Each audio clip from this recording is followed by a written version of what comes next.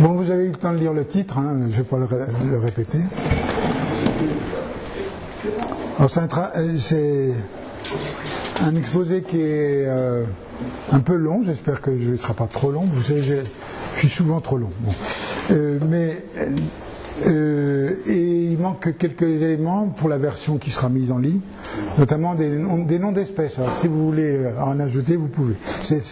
Quelle est donc cette espèce, hein? Je disais, on aurait pu manger avant. Alors, première question, est-ce qu'on dit un zygène ou une zygène? Ah, ça c'est important de le savoir. Hein. Bon. Et en fait, un zygène, c'est ça.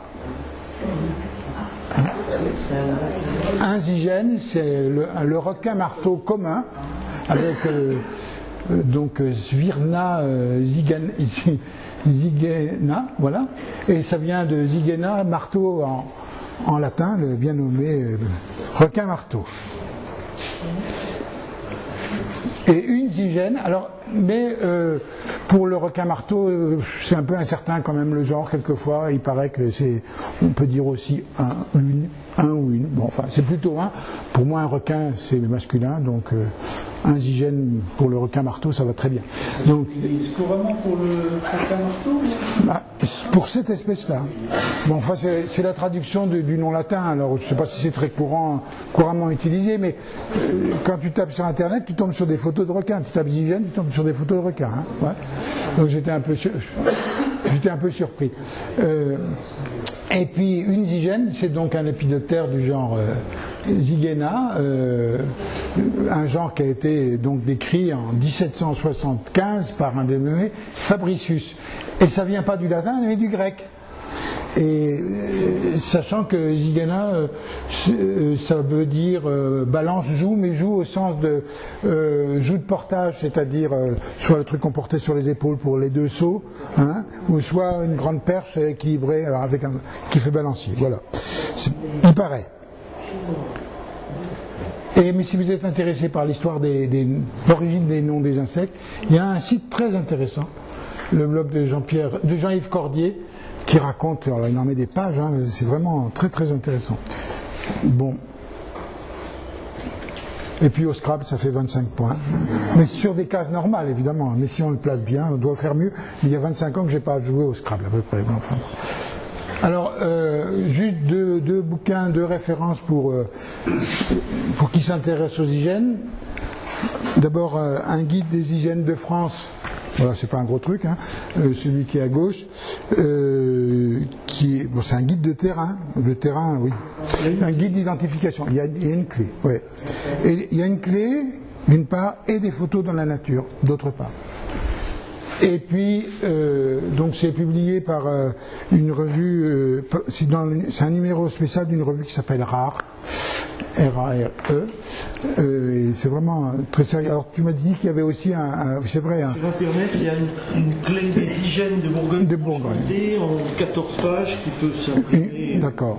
Alors pour ce qui est des zygènes de Bourgogne-Franche-Comté, on les trouve aussi dans la classe des papillons de jour, hein, bien qu'on peut en discuter, et puisque c'est papillons de jour, mais aussi les zygènes, hein, voilà, les rhopalocères, c'est ce qu'on appelle les papillons de jour, et les zygènes, normalement c'est pas des rhopalocères, c'est pas des papillons de jour, mais on les voit le jour. Ce sont donc des hétérocères, des papillons qui sont censés, pour leur majorité, être des papillons de nuit, sauf que ceux-là font partie de ce groupe, mais qui est un groupe pas très bien assis au point de vue systématique. Hein.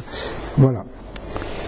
Donc, alors, ces papillons sont regroupés dans une famille, il y a toujours des familles, hein, et avec 3 sous-familles. Alors, la première sous-famille, elle n'a qu'une espèce pour la France, hein, et c'est un petit papillon qu'on appelle la zygène des épines, qui est assez particulière et qui se distingue des autres zygènes qu'on verra plus loin par les antennes qui sont la plumeuse chez le mâle et filiforme chez la femelle, et ce sont des papillons qui n'ont pas de trompe. Ce ne sont pas des butineurs. Hein. Je ne sais pas ce qu'ils mangent, mais bon, voilà. Et il y a une autre sous-famille qui, pour ce qui est du nom français, regroupe ce qu'on appelle les turquoises.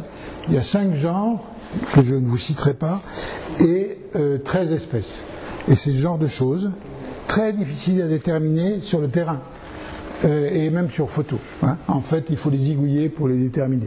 Donc, c'est sûrement pas la même espèce des deux côtés, mais je ne peux pas vous dire ce que c'est. À gauche, c'est une femelle, à droite, c'est un mâle. Là aussi, on a des antennes filiformes, enfin, un peu épaisses quand même, mais filiformes pour la femelle et plumeuses pour que le mâle perçoive plus facilement les phéromones. Voilà. C'est comme beaucoup de papillons de nuit, quoi. Le grand point de nuit, par exemple. Et alors, ce sont des petits papillons qui sont très beaux, très métalliques, avec des reflets bleus ou verts, parfois presque noirs, et qu'on voit butiner sur les fleurs. Voilà. Quand il y a du vent, on voit les antennes sont un peu poussées, et on les voit souvent sur des scabieuses ou des choses comme ça. De même que les représentants de la famille des hygiènes en français, hein. Et là, curieusement, on a 27 espèces pour un seul genre. C'est un groupe très homogène, hein. C'est vraiment des vrais hygiènes, on peut dire. Bon. Et donc il y a 27 espèces en France, mais il y en a bien plus en Europe et dans le monde, hein. Et 13 pour la Bourgogne-Franche-Comté, si je me réfère à la classe des papillons de jour et plus les hygiènes. Hein. Bon, alors...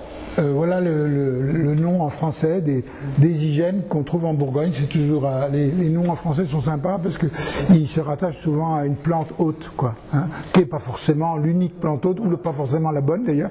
Mais enfin bon. Ou avec des anciens. Avec des anciens. Faucilles. Ouais, c'est quoi la faucille? La coronille variée. Ah bah voilà. Voilà. Alors comme il y en a une autre de la coronille, la petite coronille, il vaut mieux. Bon, voilà. Pour ceux qu'on peut voir chez nous, mais on va voir maintenant quelques... Alors, qu'ont en commun les hygiènes? On les appelle parfois sphinx bélier, sphinx...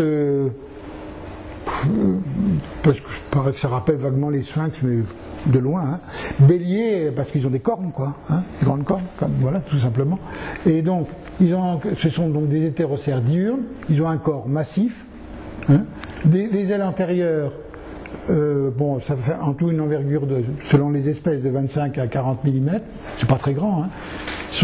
Les ailes antérieures sont généralement ornées de rouge sur fond noir plus ou moins métallique, à reflet métallique plus ou moins bleu ou vert. Hein, bon.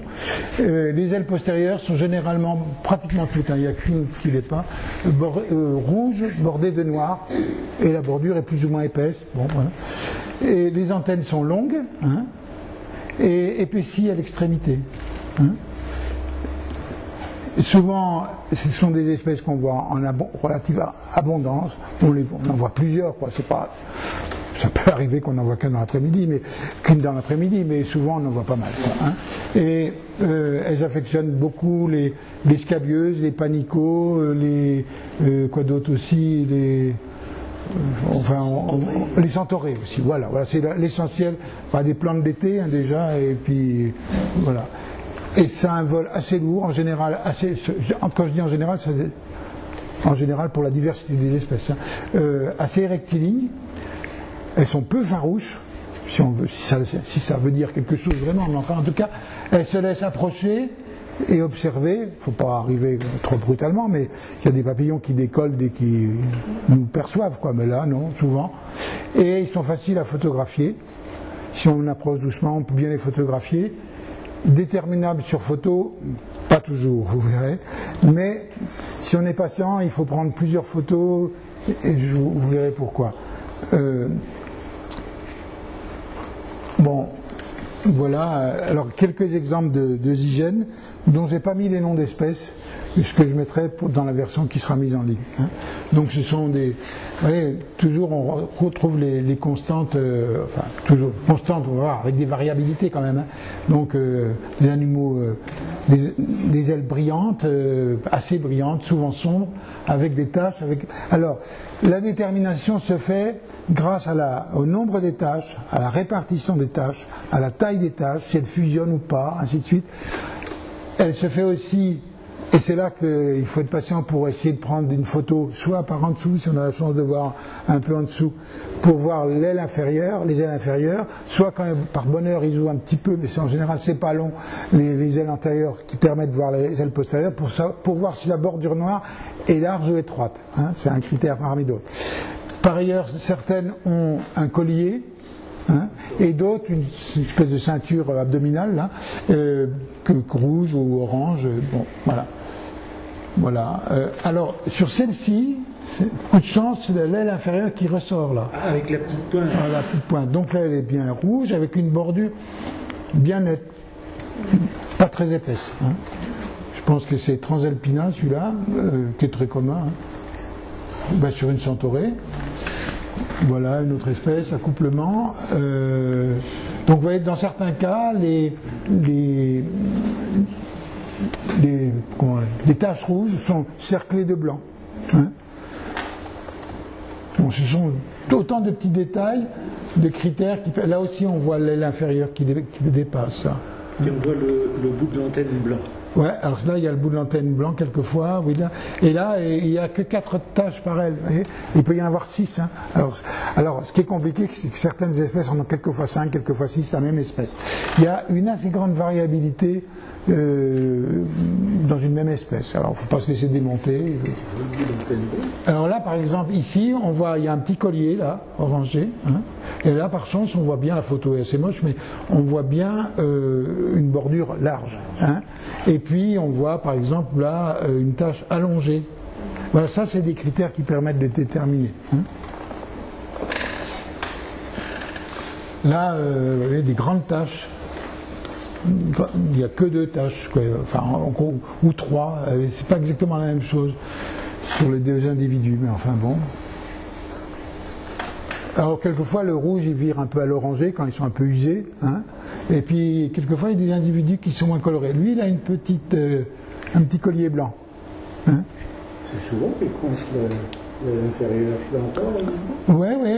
Oui, on voit l'aile inférieure qui vient là, oui, c'est assez souvent. Donc il faut. Alors à côté c'est un cirfe, hein, qui est un diptère. Pour dire que c'est un gros cirfe et un petit papillon quand même. Hein. Alors souvent, on voit plusieurs individus, là il y en a 3 en fait. Hein. On voit que les cornes du bélier là derrière. Là, voilà, d'autres avec, vous voyez, il y a une assez grande diversité de formes de taches. Là, il n'est pas noir, il est plutôt gris cendré et avec des très grandes taches. Bon. Là, elle est cerclée et une tache qui fait une espèce de, de courbe là sur l'arrière, c'est assez joli ça. Alors, ce sont des papillons qu'on voit beaucoup, pas uniquement, mais sur terrain calcaire chaud, les pelouses sèches, quoi, chaudes.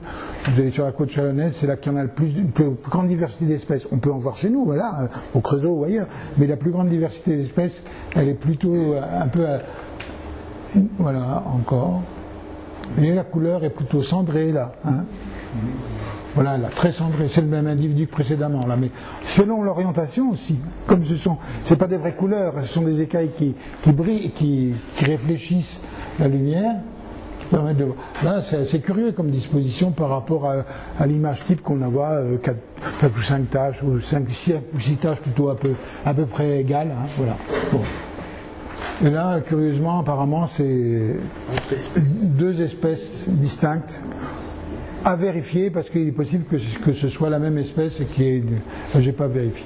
Bon, voilà, ça donne une idée de ce à quoi ressemblent des hygiènes. Bon, c'est ça. Alors, ce sont des insectes paradoxaux parce qu'ils sont très visibles, faciles à capturer, pas que par nous, hein. Par nous, oui, avec un filet. Et pourtant, ils ne sont pas consommés par les vertébrés. Hein. Et les oiseaux, les lézards, les mammifères, les oiseaux, les mammifères, je ne sais pas qu'est-ce qu'il pourrait y avoir comme. Il pourrait y avoir des musaraignes qui traînent par terre et ils pourraient se faire bouffer, non, ils ne se font pas manger. Il y a un cas particulier sur lequel on reviendra, essayer de réfléchir un petit peu que ça peut être. Et en fait, ils sont protégés de la prédation par les invertébrés par leur toxicité. Ils sont toxiques. leur hémolymphe, leur liquide circulatoire, c'est pas du sang, il n'y a pas de globules rouges, hein, mais il y a un liquide qui permet aux nutriments d'atteindre les différentes cellules, pas l'oxygène, hein, c'est par les trachées, c'est autre chose. Donc ce liquide intérieur est chargé donc de toxiques, et ça contient donc des composés de cyanure en gros, hein, cyanoglucosides, qui sont synthétisés et stockés par la chenille, hein, à partir de la plante hôte, hein, et donc notamment les fabacées, en gros les légumineuses, quoi, hein, comme ça qu'on disait, les papillonacées, voilà. Hein, et donc, mais les chenilles, il peut y avoir des chenilles sur d'autres espèces, mais à partir des composés cyanogènes, les chenilles donc synthétisent quelque chose. Alors elles-mêmes sont toxiques et les adultes sont toxiques. Hein, et donc, mais ils ne sont pas protégés de la prédation par les invertébrés.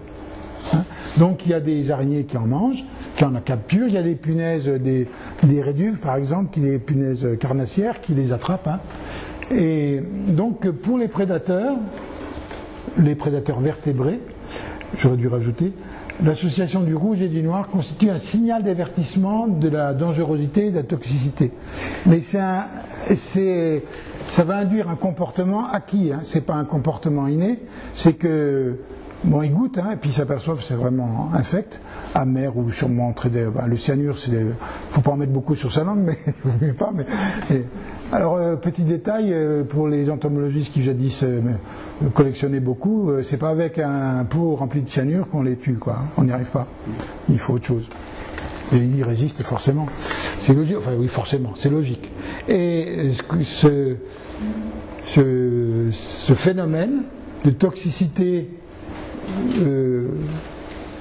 témoigné par une coloration particulière, par un signal coloré, c'est ce qu'on appelle l'aposématisme. Hein. Alors c'est un mot, alors j'ai cherché désespérément, si vous trouvez, quand a été créé ce mot, par qui l'a créé, en français ou en anglais, peu importe, je veux savoir qui l'a créé, à quelle date, parce que je ne sais pas. Hein. Je n'ai pas pu trouver, j'ai cherché, je peux vous dire des heures, hein, mais je n'ai pas trouvé. Et il paraît qu'on devrait dire aposémantique ou aposémantisme. C'est de la communication, c'est de la sémantique, hein, mais ça a été mal traduit, transmis, et donc voilà, c'est comme ça que c'est resté, ça nous est parvenu. Alors on fera 3 petits retours dans l'histoire, hein, du 19e siècle. Et là vous avez un personnage assez célèbre un naturaliste, géographe, explorateur anglais, hein, Alfred Russel Wallace.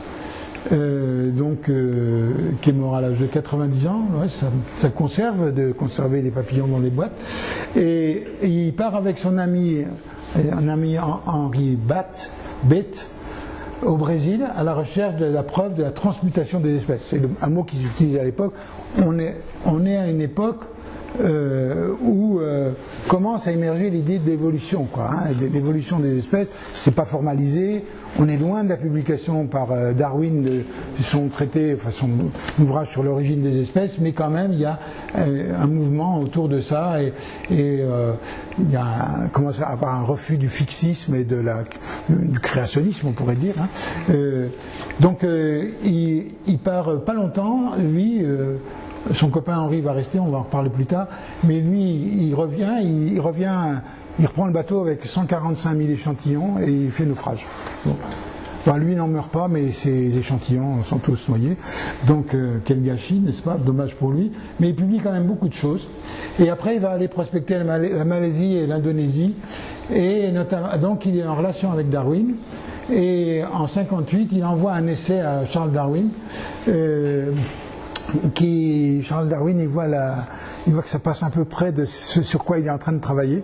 Donc, très sympathiquement, il va faire lire cet essai que lui a envoyé son admirateur, c'est un de ses admirateurs, Wallace. Hein, il va le faire lire à la Société linnéenne de Londres, en même temps qu'il va faire lire un résumé de son livre à paraître.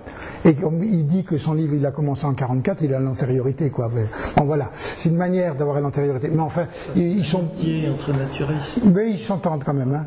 Mais voilà, ça n'a pas la prétention de faire quelque chose d'aussi fondamental que Darwin, mais quand même, il contribue beaucoup à la réflexion de Darwin. Et lui qui a précipité la publication. Voilà, il a précipité. Parce qu'il s'est dit... Oui, il a précipité et normalement il devait encore prendre du temps, mais enfin... Et il a accéléré, hein, il a accéléré. Ça arrivait quasiment aux mêmes conclusions. Et alors un truc qui nous intéresse, c'est qu'il suggère à Darwin, plus tard, hein, donc que l'aposématisme relève d'un mécanisme évolutif, de l'évolution, hein, que c'est pas quelque chose qui est fixé, quoi, et c'est une chose qui sera prouvée expérimentalement par un autre anglais. Hein. Alors, l'aposématisme, donc, si on veut faire un petit résumé, c'est une stratégie adaptative qui permet à certaines espèces, pas forcément des animaux, hein, c'est une définition plus large, mais aussi des plantes, d'émettre un signal d'avertissement. Hein, clairement perceptible, visuel le plus souvent, une couleur, sonore ou olfactif. Dans les végétaux, il y en a, hein, par exemple les acacias africains, quand ils commencent à se faire bouffer par une girafe, ils émettent des phéromones, et puis ceux d'à côté vont commencer à émettre des choses qui vont faire que le feuillage sera non consommable par les girafes. Il n'y a que le premier qui s'en fait manger un petit peu, puis il prévient les autres. C'est une manière, enfin. La communication entre les arbres existe par des phéromones, enfin, ou des substances chimiques plutôt. C'est pas forcément des phéromones. Des éthylènes. L'éthylène, tout simplement, ouais.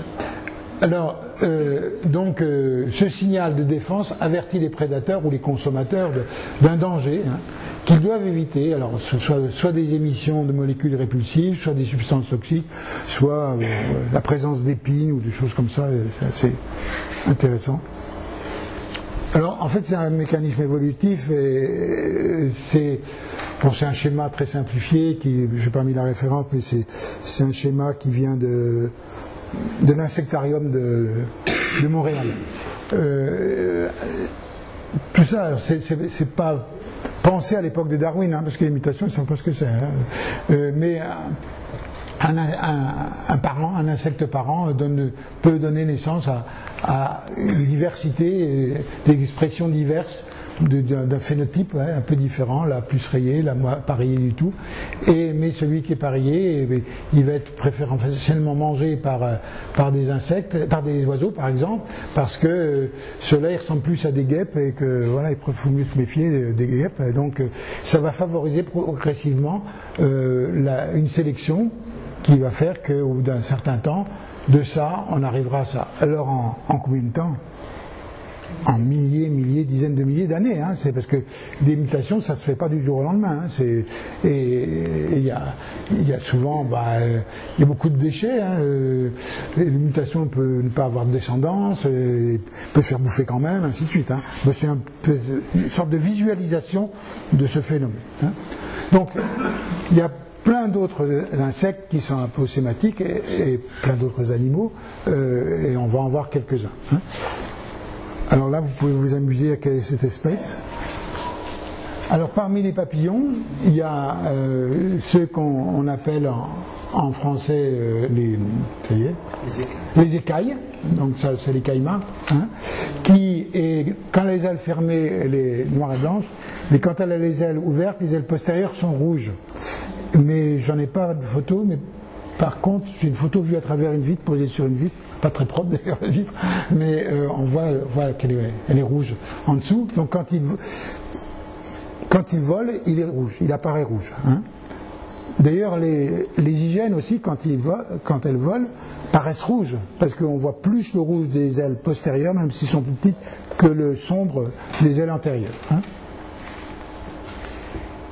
Voilà une autre espèce des Alpes, je crois. Ça, c'est une autre qu'on a vue. C'est la même espèce que celle qu'on a vue. Là, j'avais eu la chance de voir un mâle avec ses antennes plumeuses et une femelle. Ça, c'est l'écaille fermière. Hein. C'est la même chose. C'est la même que celle qu'on a vue. Voilà. Il y a aussi, bien sûr, des punaises. Alors, vous connaissez toutes celles-là. Hein. D'accord? Mais c'est pas les mêmes. Hein. Celle d'en bas, ben, c'est le gendarme. Hein. Mais donc rouge, noir, des fois avec du blanc. C'est les cuillères, celle-là, je crois. Enfin bon, ainsi de suite. Ça, c'est sur le chou, là. Hein, ouais. Puis il y en a une autre qui est rayée. Il y en a deux qui sont rayées, rouge et noir, comme ça. Donc ça, donc les punaises sont absolument infectes à manger pour un oiseau. Alors il paraît qu'il y a quand même des oiseaux qui arrivent à manger certaines, mais il faut qu'ils les avalent immédiatement. Il ne faut pas qu'ils les gardent dans le bec parce que c'est horrible. Il ne faut pas mâcher, enfin ils ne mangent pas de toute façon, mais ils avalent goulûment et ils y arrivent. Alors il y a d'autres insectes, hein, comme les cercopes par exemple, qui sont aussi pas bons à manger, mais qui sont rouges et noirs. Et les coccinelles, bien sûr. Hein. Les coccinelles ne sont pas consommées par les oiseaux. Hein. Bon. Et que, même si elles sont jaunes et noires, comme celle-ci, je trouve rigolote en haut de sa fougère scolopendre. Voilà. Et puis il y a aussi d'autres coléoptères, comme le semi-labre, qui est de la même famille que les hein? Non, le méloé. Ah oui. C'est de la famille des méloés. Hein? Donc il est toxique aussi. Il y en a un autre qui s'envole là. Et voilà un méloé qui est curieusement bleu, magnifiquement bleu, mais lui il n'est pas bicolore, il est monochrome et pourtant il n'est pas consommé par. Alors est-ce que le noir brillant suffit pour qu'il ne soit pas consommé par les oiseaux? Il est très toxique, hein, et même on dit que il est toxique pour les herbivores, les bovins, et ouais. Voilà. Là c'est un peu mystérieux. Et puis ce coléoptère rouge, plus rouge que rouge et noir, mais enfin il est rouge et noir quand même, toxique aussi, c'est un pyrocroix. Pyrocroix, c'est ça? Pyrocroix, oui. C'est beau. Et puis il y a des chenilles qui sont toxiques, hein, comme celle-ci.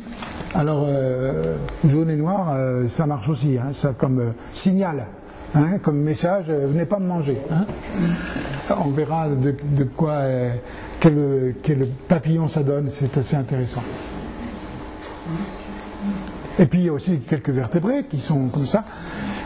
On dit, hein, je ne sais pas si ça a été expérimenté, hein, mais que la salamandre, notre grosse salamandre, jaune et noir, donc ces deux couleurs opposées là, sont un signal pour les prédateurs, les carnassiers, parce qu'elles sont toxiques, hein, elles émettent un mucus toxique. Voilà. Autant sur le crapaud aussi. Ouais, sur le crapaud aussi, ils s'en font bouffer. Hein, ouais. Ça faut peut-être les manger, hein, comme il faut.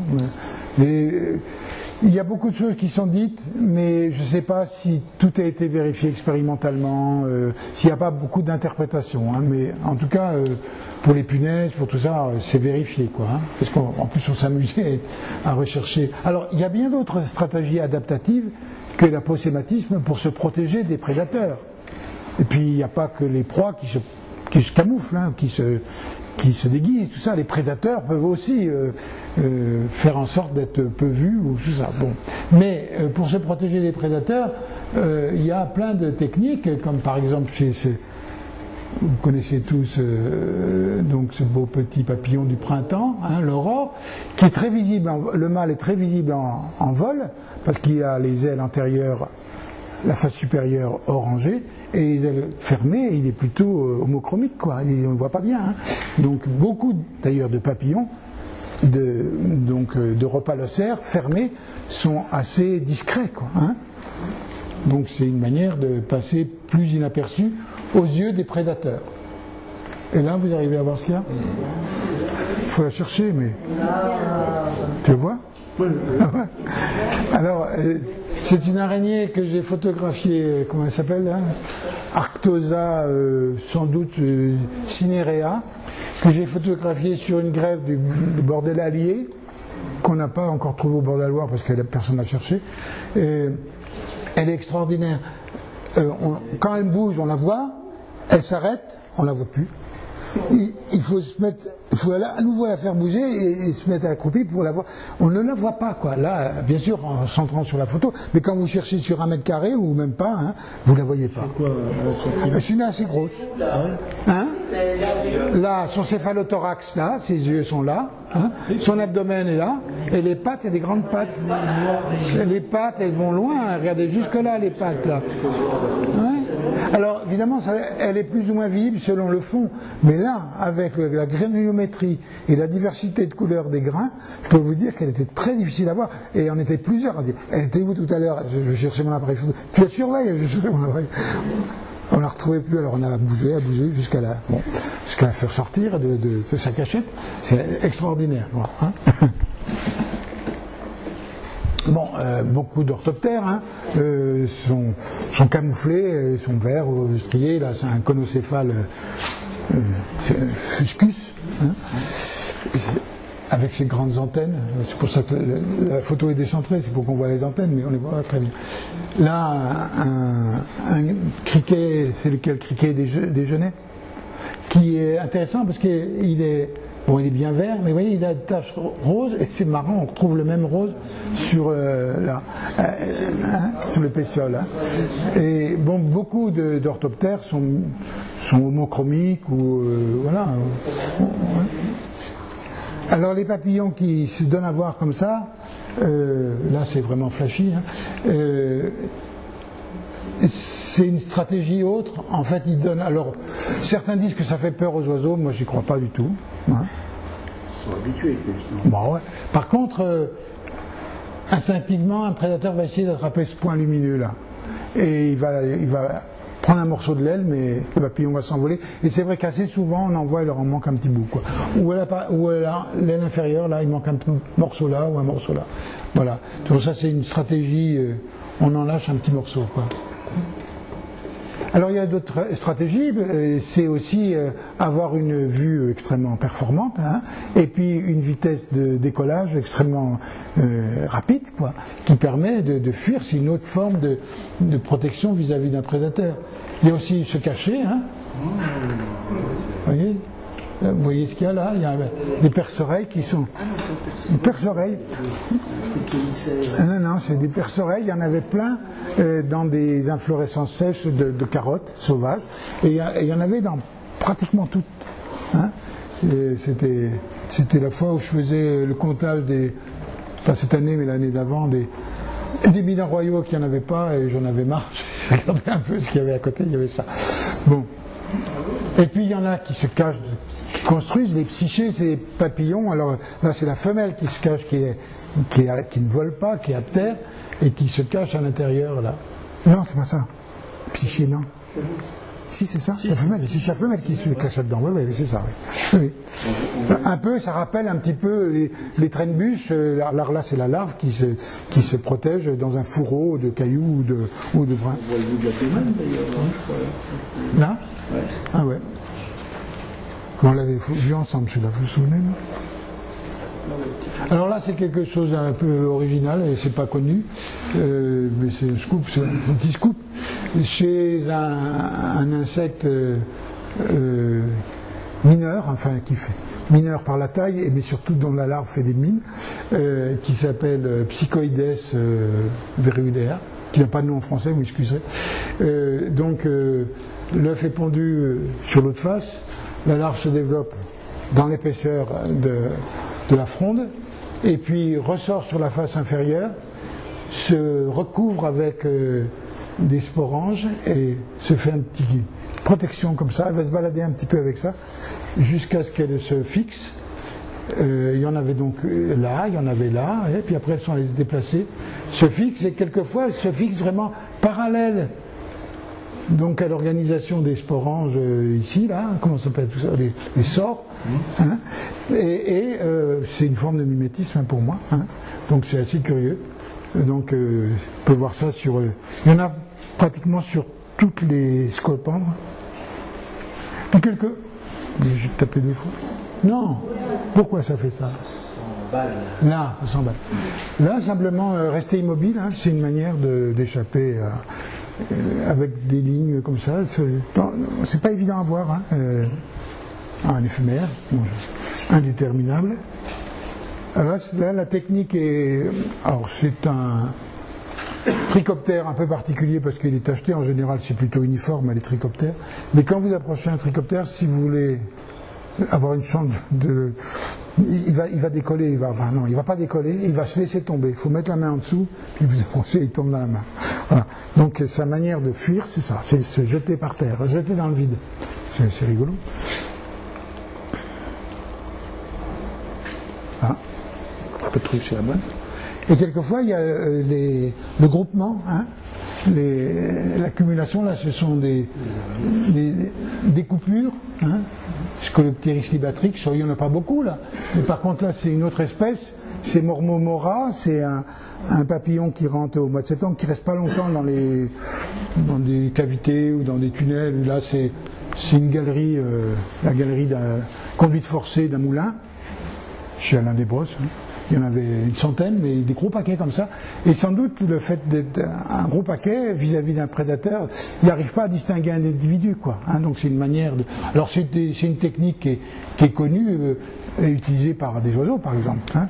La murmuration, c'est le terme officiel de ces regroupements d'oiseaux qui ne font qu'un, quoi, et qui sont si difficiles qui rendent difficile la capture par un épervier. C'est typiquement un marais avec une roselière, et le soir vous allez voir à l'automne les murmurations et le coucher des étourneaux, et en général l'épervier arrive quand même à en choper un pour la soirée, quoi, pour le dîner. Retour un petit peu au 19e siècle, deuxième, avec notre Walter Bates, je ne sais pas comment on prononce, entomologiste lui aussi, donc il est parti avec Wallace. Hein, mais il reste longtemps, lui, il reste 11 ans, et il collecte 15 000 seulement spécimens, mais qu'il ramène. Ils ne sont pas noyés. Et il publie un best-seller, hein, qui sera pour partie traduit en français. La traduction, c'est pas exactement comme ça, mais enfin peu importe. Et il fournit lui aussi des arguments à Darwin. Ce sont vraiment des adeptes, hein, de la théorie, des défenseurs de la théorie de Darwin, qui a besoin d'être défendue, parce qu'il y a beaucoup d'opposants à cette époque-là. Et il publie une théorie sur le mimétisme. Hein. Les mimétismes, il faudrait un S. Bon, il en reste toujours. Alors bon, il montre qu'une espèce de papillon amazonien, d'une famille dont on taira le nom, a évolué en se parant de couleurs semblables à celles d'une autre espèce qui appartient à une autre famille. C'est-à-dire des papillons qui n'ont rien à voir les uns avec les autres, évoluent, alors soit ils évoluent ensemble, soit il y en a une qui évolue en imitant l'autre, hein, et a priori c'est celle qui n'est pas toxique qui évolue pour imiter celle qui est toxique. Ça c'est subtil, hein, comme truc. Hein. Et alors, évidemment, il ne faisait pas de génétique, hein, à l'époque, hein, mais c'est un sujet qui est extrêmement travaillé par les entomologistes aujourd'hui, hein, dans la suite des travaux de ces précurseurs, hein, sur l'entomofaune amazonienne. Il y a énormément de travaux sur ça, et de la génétique, tout ça. Et donc vous voyez que là,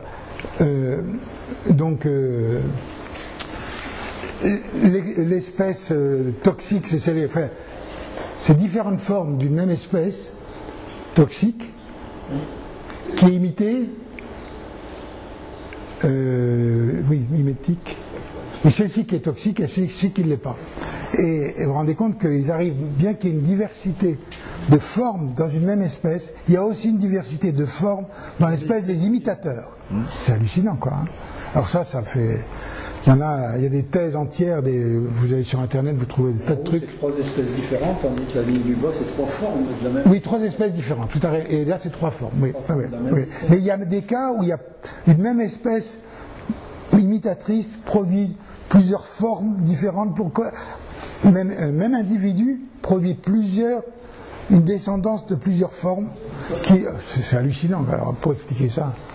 Alors bon, je passe sur la génétique là parce que c'est vraiment, je ne maîtrise pas et c'est vraiment un extrait animal. Bon, il trouve des cas analogues sur des oiseaux et des reptiles. Bon, et ce phénomène maintenant il est connu sous le nom de mimétisme batésien. Bon. Son nom est resté pour ça. Et bon, alors bon, on comprend bien. Hein, le mimétisme batésien, c'est un insecte une guêpe, ça pique, c'est un danger. Un insecte qui imite une guêpe, c'est plus un danger. C'est un danger aussi, bien que ce soit un imposteur qui ne soit pas dangereux. C'est ça l'idée. Quelques exemples non exotiques. Alors là, ça imite un peu une coccinelle, sauf que c'est pas du tout une coccinelle. C'est un cryptocéphalo, je sais pas quoi, luce. C'est un petit coléoptère. Alors voilà, qui ressemble quand même pas mal à une coccinelle, mais qui n'a rien à voir avec les coccinelles. Là, c'est un longicorne, un clite, qui imite un peu, on peut dire, une guêpe, quoi. Surtout qu'il a des grandes pattes et qu'il a des mouvements assez rapides, un peu comme une guêpe. Alors, il y a plusieurs espèces proches. Voilà, une autre espèce, avec plus de rayures. Bon, voilà, c'est un peu rigolo. Et puis, dans les diptères, vous avez les cirfes. Donc, les cirfes peuvent se parer, plein d'espèces, il y a une très grande quantité d'espèces de cirfes. Et voilà, en lumière naturelle et en lumière ultraviolette. Je vous en ai mis une en lumière ultraviolette, mais sachant que un certain nombre de prédateurs voient dans l'ultraviolet. Donc c'est pour ça que ça a un intérêt. Et donc ça rappelle, et beaucoup de cirfes ont un corps rayé, qui rappelle un peu, voilà, même en vol, enfin, pas très net, mais c'est rigolo. Voilà. Bon. Et il y en a un, celui-là, ça ressemble à une. Alors c'est une tentrède, donc c'est un hyménoptère, mais qui est non piqueur, mais qui ressemble vraiment à une guêpe, et qui a même un corps fin, un pédoncule presque, qui ressemble vraiment à une guêpe, quoi. Et ça n'a rien à voir avec une guêpe. Et là, c'est quoi ça? Un papillon. Alors, c'est un papillon, parce que quand vous regardez les antennes, c'est forcément un papillon. Mais les ailes sont transparentes, il a un corps rayé qui rappelle un peu un hyménoptère piqueur. C'est une saisie, il y a plusieurs espèces, c'est assez extraordinaire ces insectes-là. On n'en voit pas souvent, moi j'en ai pas vu souvent, j'en ai vu 2-3 fois. Les ailes sont belles, Ouais, en général. Rougeâtres. Ouais. Alors là, on dit que cette araignée, l'Argiope, on l'appelle éper frelon aussi, qu'elle imiterait le frelon. Moi, je suis pas convaincu là. D'autant qu'elle ne cherche pas à se cacher, parce que ça, là, ce truc-là, comment ça s'appelle, Stabilimentum. J'ai lu pour d'autres espèces amazoniennes que le Stabilimentum est quelquefois plus développé. Il servait surtout à ce que les oiseaux passent pas à travers, voient la toile et ne passent pas à travers pour ne pas détruire la toile. Donc ils ne cherchent pas à se cacher, ils ne cherchent pas à être... Et puis de toute façon, pourquoi faire peur à des proies? Alors, troisième retour au XIXe siècle avec un nommé Fritz Müller. Alors c'est un Prussien, mais qui se fera naturaliser brésilien. Il est enseignant puis médecin, puis il va être obligé de quitter la Prusse, parce qu'il considère que les lois de la nature sont inconciliables avec le surnaturel chrétien, donc il est obligé de s'exiler. Bon, voilà, la tolérance zéro. Et il s'installe avec sa famille, ses 4 filles, tout ça. Il devient prof, mais le pauvre, il a une vie assez hasardeuse. Sa maison va être inondée, noyée, ses collections détruites. Darwin propose de lui payer un microscope, mais il ne veut pas, il est trop fier, ainsi de suite. Darwin, il a les moyens, Darwin. Bon, mais il vit très pauvrement, mais enfin bon. Il n'a même pas les moyens de se payer des chaussures. Mais non, il vit pieds nus, sûrement, il parcourt la forêt. Bon, il publiera un truc, c'est un admirateur de Darwin, donc pour Darwin, je ne connais pas l'allemand, mais ça veut dire ça, et confirme la validité de la théorie de Darwin en se fondant sur l'observation des écrevisses du Brésil. Il a beaucoup travaillé sur des tas de groupes, des insectes, mais aussi d'autres. Et notamment, il a une contribution en particulier vis-à-vis du mimétisme, c'est que on ne s'explique pas pourquoi des espèces venimeuses ou toxiques différentes peuvent avoir toutes les deux une même livrée, alors qu'elles sont toutes les deux toxiques. Quand il y en a une dans le précédent mimétisme batésien, une n'est pas toxique, elle imite une qui est toxique, c'est un leurre, quoi. Elle trompe l'adversaire, et là elles sont toutes les deux toxiques, et pourtant et elles vont être toutes les deux parées de couleurs d'avertissement. Et lui, il interprète en disant, et après maintenant c'est confirmé, hein, que c'est au bénéfice des deux espèces que, puisque les prédateurs vont apprendre aux dépens des deux espèces, simultanément, enfin, ou successivement, que cette couleur-là, il ne faut pas la consommer, quoi. Donc, parce que c'est pas absolu, hein, la protection. Un certain nombre d'individus se font becter, sont tués, ou ne sont pas forcément consommés, mais donc il y a un peu de perte. Donc c'est favorable aux deux espèces que d'être solidairement parées des mêmes couleurs. C'est une subtilité, hein. Alors ça, c'est le mimétisme mullérien. Il a eu droit à son qualificatif. Alors des cas moins exotiques chez nous, ben voilà, celui-là, il n'est pas, c'est pas du tout de la famille des hygiènes, c'est très éloigné, hein. C'est ce qu'on appelle la goutte de sang. Et sa chenille, c'est celle qu'on voyait tout à l'heure, jaune et noire, hein, qui est toxique. Et là, l'adulte est toxique aussi. Hein, donc c'est toxique, c'est aposématique, c'est mimétique mullérien.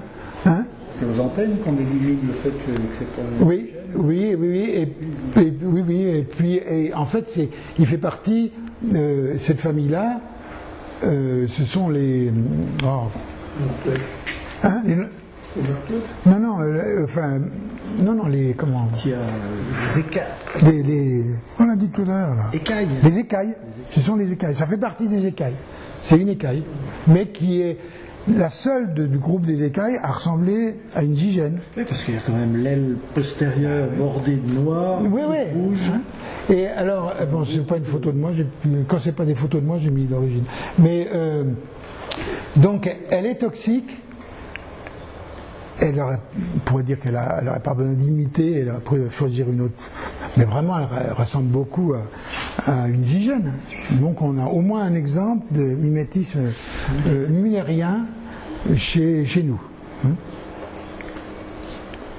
Et il y a encore un autre cas, une autre famille, alors quand même que je vous parle des fausses zygènes, puisque c'est dans le titre. Et les fausses zygènes, il y a un seul genre en France et que 2 espèces. Et ça ressemble bougrement à une zygène, hein. Sauf que vous regardez les antennes, c'est pas les mêmes. Elles sont fines sur toute la longueur, elles sont pas épaissies, blanches à l'extrémité, mais pas épaissies. Bon. Et ces fausses zygènes, j'ai eu du mal à trouver l'information, mais sont aussi toxiques. Et les chenilles se nourrissent aussi de fabacées, hein. Donc c'est le même phénomène. Mais ce sont des familles complètement distinctes, hein. Donc on est bien dans le mimétisme mullérien. Et regardez, alors vous avez en haut une fausse zygène, hein, mâle et femelle là, et là vous avez une zygène qui ressemble bougrement quand même à la fausse zygène, ou plutôt la fausse zygène qui ressemble à... Je ne sais pas dans quel sens ça s'est fait, hein. On ne sait pas qui a imité qui.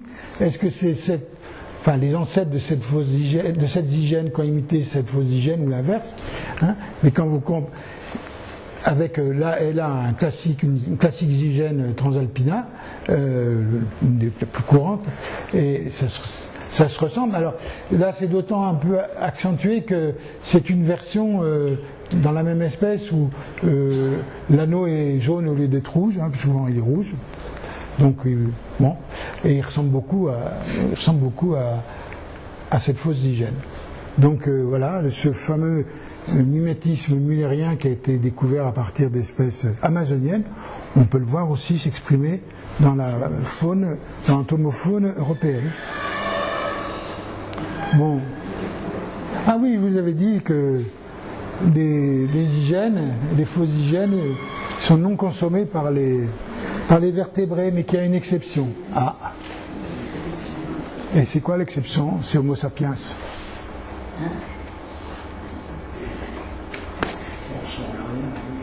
J'ai trouvé par hasard, alors ma science est récente, hein, parce que c'est la recherche sur Internet, c'est bien quand même, hein, et c'est pas ChatGPT qui m'a...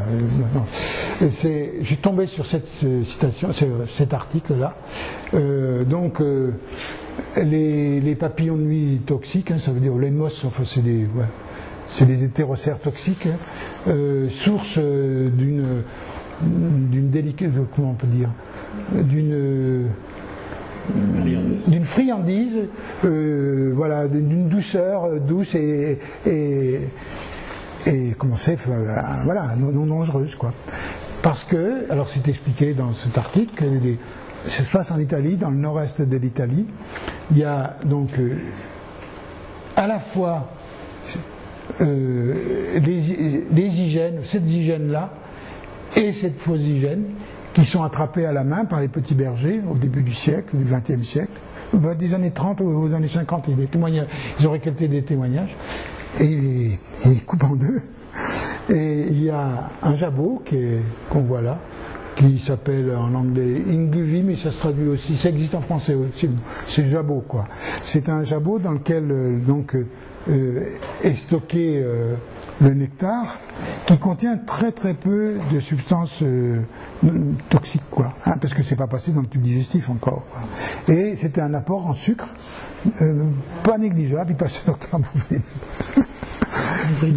Alors c'est quand même, alors c'est dans une revue d'ethno entomologie, évidemment, hein, et c'est une curiosité, donc c'est le seul cas. Seul vertébré, sauf qu'il ne mange pas tout. Il ne consomme que le contenu du jabot. Il y a un jabot chez certains insectes, comme notamment chez les abeilles, hein, où il y a un jabot. Voilà, ça c'est une petite découverte personnelle, pas que j'ai faite, que je ne savais pas ça. Et les hygiénules alors, puisque j'en ai parlé dans le titre, je vous ai mis hygiénules parce que je trouvais le mot était trop marrant. Et en fait c'est une autre famille encore qui n'a rien à voir. Et il y a un seul genre.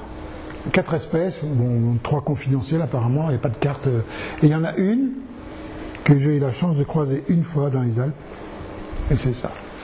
Voilà. Alors c'est un papillon qui est tout noir, qui ressemble d'un point de vue forme à une gigène, hein, mais qui a les antennes plumeuses, hein, qui ressembleraient, alors un peu aussi au psyché, hein, d'une certaine manière, et voilà. Mais pour cette bête dont on ne parle pas beaucoup, est-ce que c'est toxique? Je n'en sais rien. C'est bien possible parce que ça se déplace à peu près comme une gigène. C'est confiant, on peut photographier. J'ai passé... Oh, j'ai appuyé 2 fois, excusez-moi. Ah oui, si. Voilà, c'est mieux d'avoir. J'ai passé un bon moment pour arriver à centrer une fleur jaune derrière, là, pour faire joli. Et bon, elle s'envolait pas. Et puis un vol lent, mou après. En silhouette, ça ressemble beaucoup. Et je ne serais pas étonné que... Bon, d'ailleurs, sa chenille mange des fabacées. Donc, la probabilité que ce soit aposématique est grande, même si c'est unicolore. Mais il y a bien d'autres espèces uniquement noires qui sont aposématiques. Hein. Voilà, alors pour résumer tous ces termes, tous ces trucs, si on dit l'aposématisme, hein, dans le cas particulier, ça peut être autre chose, ça peut être une autre expression. Hein. Ici, rouge plus noir égale toxique, c'est un message aposématique. Et donc du côté des vrais hygiènes, on a 2 familles, des fausses hygiènes, on a une famille, et dans la goutte de sang, c'est une espèce parmi. Donc on a du mimétisme mullérien, mais alors dans quel sens ça marche? Qui imite qui, quoi? C'est ça le problème. Hein? Qui imite qui? En tout cas, dans certains ouvrages, on parle de chaîne aposématique, c'est-à-dire une espèce imite une, puis une autre. Puis... Là, ça apparaît plutôt comme un système, quoi. Hein? Peut-être c'est des imitations réciproques d'un groupe à l'autre. Hein? Je trouve ça assez amusant que... Voilà, mais en tout cas... la notion de système aposématique, je ne l'ai pas lu. Hein, je dis, ça ne ressemble pas à une chaîne, quoi. C'est pas un truc linéaire. Voilà, on voit que à partir de quelques papillons, au départ des hygiènes, qui ont la particularité d'être rouge et noir et toxiques, ben, on peut arriver à des considérations, à rapprocher ces espèces d'autres espèces éloignées ou de chez nous, hein, qui expriment, qui rendent compte de dispositions évolutives, hein, qui ont permis au cours des milliers, des dizaines, voire des centaines de milliers d'années, d'acquérir des caractères qui ont dû changer progressivement, hein, qui font que ces individus potentiellement proies, eh ben, ne sont pas la proie de tout le monde, quoi, ou pas du tout proie. Et quel est l'intérêt pour une espèce de développer l'aposématisme là, par les couleurs plutôt qu'une autre technique? Il faut qu'il y ait un intérêt, hein, pour l'espèce. Mais déjà, une espèce, une zygène, elle ne dépense pas d'énergie à s'envoler vite. Bon, bien, hein? Elle n'est pas stressée, je ne sais pas si ça marche. En tout cas, elle ne dépense pas d'énergie à voler vite, hein. Une libellule, ça vole vite, mais ça doit bouffer beaucoup de proies pour pouvoir alimenter ses muscles et puis fuir très rapidement, hein. Donc, ce sont des choix stratégiques, quoi, hein. Soit je vis peinard, je suis poison ou je fais semblant d'être poison, et puis on me fout la paix, mais c'est une orientation de l'évolution. Soit je me dote de compétences autres, je vois très bien, je fuis très vite, je me cache bien, ou je sais pas quoi, hein, et ce sont des stratégies différentes, hein, et c'est aussi une mobilisation d'énergie, et c'est... Alors, il n'y a pas d'intention dans tout ça, bien sûr, il n'y a pas d'intention, il n'y a pas quelqu'un qui dirige tout ça, hein. C'est... pour partie le hasard des mutations qui font qu'à un moment, il y a un caractère qui va être un petit peu bénéfique et qui, plus tard, va être accentué par une autre mutation qui va faire que ce sera encore plus bénéfique. Puis ça va faire des divergences d'évolution dans des systèmes de protection, de défense, hein, qui vont être très grandes, des choses qui s'écartent les unes des autres. Est-ce que les premiers papillons avaient tous les mêmes moyens de défense? J'en sais rien, ou aucun moyen de défense, hein. C'est les hasards de l'évolution qui font qu'il y a une stratégie qui est choisie plutôt que... Enfin, ouais. Et ce qui est intéressant, c'est qu'à des moments, il y a des convergences dans les modes de protection venant d'insectes qui appartiennent à des familles qui sont très éloignées, qui n'ont rien à voir. Ouais. Pour les libellules que je connais. Ouais. Là, tu dis que la stratégie c'est de démarrer vite, ouais. Et tu y vas le matin, sa stratégie c'est de se laisser tomber. Ah ouais. Parce qu'elle n'est pas prête à voler vite, parce que ses muscles ne lui permettent pas. Hein. Elle a la stratégie d'autres insectes, ouais, qui se laissent tomber. Ah oui, c'est vrai, elle se laisse tomber, c'est vrai. Ouais. Donc c'est plus subtil, elle a deux stratégies différentes selon la température. Voilà. Et pour conclure, une question à méditer: tout spécimen arborant les couleurs rouge et noir est-il forcément aposématique? C'est pour vous, pour ce soir, pour réfléchir. Mais je vous donne un élément de réponse. Pas forcément. Voilà, bon. Je trouve que c'est assez marrant. Ouais. Bon, je ne sais pas si vous appréciez, mais moi je trouve ça rigolo. Ah, je sais pas, hein, je sais pas ce que c'est, moi j'ai trouvé ça sur internet. Bon. Pourquoi ça rigole? Voilà.